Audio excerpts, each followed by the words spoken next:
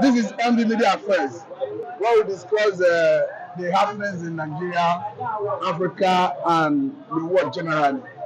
With me is Mr. Michael Daniels. You are welcome. Thank you. Mr. Michael Daniel, we are looking at the Nigeria and Africa, particular reference with the issue that has to do with Niger. We understand that the ECOWAS community, under the leadership of our President Senator Ahmed Bola Tinubu, have taken a position that there is every need to restore democracy in Niger. And what we are seeing, Mr. President have written Nigeria Senate asking the Senate to give approval for military invasion of Niger to restore democracy in Niger. And the senators, rather than giving approval, have decided to advise Mr. President to use diplomacy and other means to restore normalcy in that country. What is your reaction, considering the fact that Nigeria borders with Niger with about 7 states? Thank you very much. I think the Senate has spoken the minds of majority of Nigerians. I believe going to war with Nigeria at this moment is not a wise decision. As we have said, we have about 7 states in the north that borders that country. If you look at the overall implication of going to war with Niger, I think at the end of it, both countries will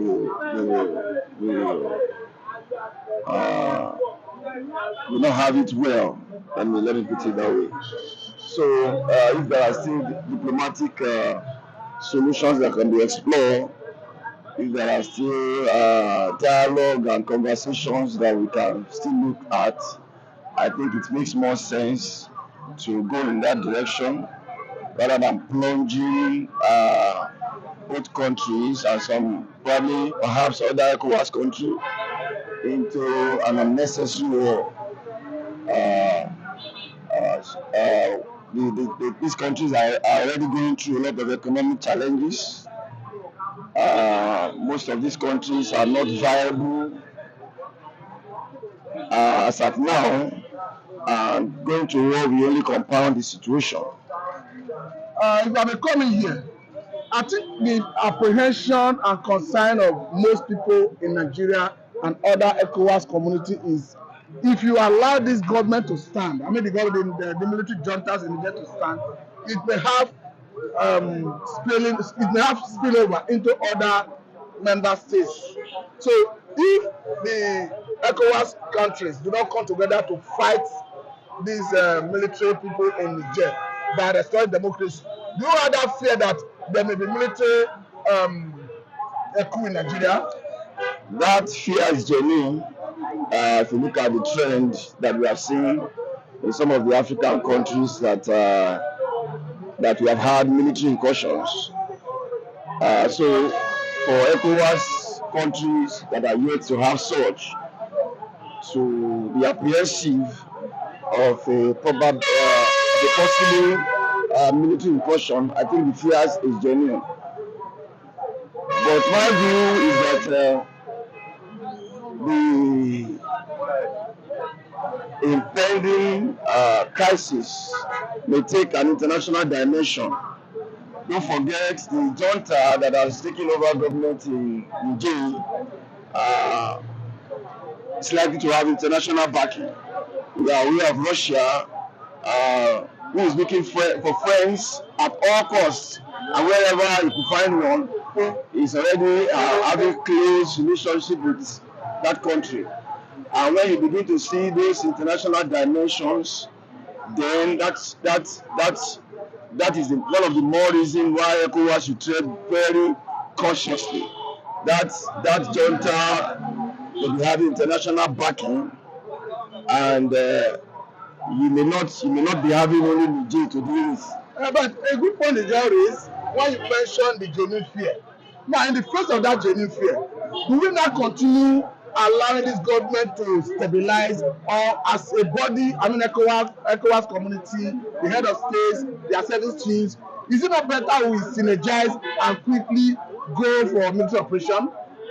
In my view, they've not even explored the other options that they have, the sanctions, the diplomatic talks, and all of that. The dialogue hasn't been exhausted. But let me quickly remind you that Mr. President, Senator Ahmed Bola Tinubu dispatched a high powerful delegation to Niger the other day, and their action have come with serious sanctions from Nigeria, cutting off their power supply. And some Nigerians, like particularly former Senator Sani from Kaduna State, have asked Mr. President that he should not weaponize the electricity against the people. I think the reason he's saying is not far-fetched, because we are seeing a situation where the citizens of Niger are in support of the military coup.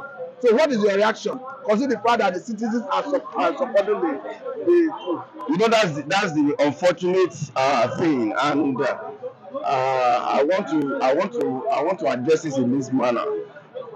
Africa generally, and by and ECOWAS as a sub-region body, has not done well for our citizens.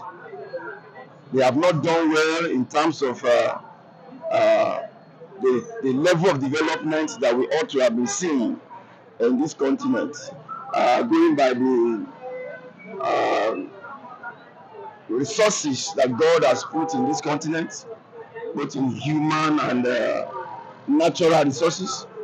The leadership of most of African countries have only squandered those resources between themselves and their cronies. And for me, that is why we are seeing people embracing wherever the fields can meet their needs. It will not matter the kind of toga such an individual is putting on. What will matter to the people is, can this person sort me out? Can this person meet my needs? It is unfortunately so. You know, democracy is a beautiful means of government. It's a beautiful system of government, but yet the practitioners in Africa, some has bastardized democracy, some are hiding under that system of government to perpetuate things that they condemn in the military. Then, if I may take you to this angle, some people have argued that the Nigerian president may not have gotten that power that is needed to coerce all the economic community of West Africa as a body, that perhaps may have given the Niger soldiers the boldness to seize power. Because some people have argued that with this time we have a military, a former retired general as Nigerian president, that it will be difficult for military in Niger to seize power. Is this something you want to speak against? Yes, I think the junta was also strategic about things. I want to believe probably they have been planning this even while retired General Muhammad Buhari was president of Nigeria, and they felt taking that action by them will not all go well if the general were to still be the president of Nigeria. I want to believe that was why they waited till they have somebody else on board who did not really have a military background.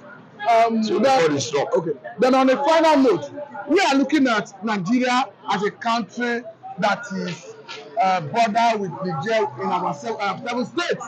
And some people have argued that the reason we are seeing apprehension in the northern part of the country is because if there is war in Niger, the humanitarian crisis that may come out of it, vis-a-vis the refugee, that Nigeria may be overwhelmed, that we may not have the wherewithal in terms of security, in terms of resources to take care of the humanitarian crisis. Is it true? Very correct. It is obvious that we are battling with a lot of security issues across the country, and in this case, particularly in the northern part of the country, we have Boko Haram, we have bandits, we have herdsmen, and all of that has been going on for years. Adding another level of humanitarian crisis, I don't think we have what it takes to to to address all of that, and that may overwhelm the nation. So on a final note, do you advise Nigerian government to go for military invasion alongside other ECOWAS sovereign states, or they should explore dialogue, diplomacy, and others? And when diplomacy dialogue fails, what is the next action? When diplomacy and dialogue fail in Niger, I think they should be left alone. They should allow them to be. Yes. I think that's a good place to let it go. Thank you very much. It's a pleasure having you. Thank you.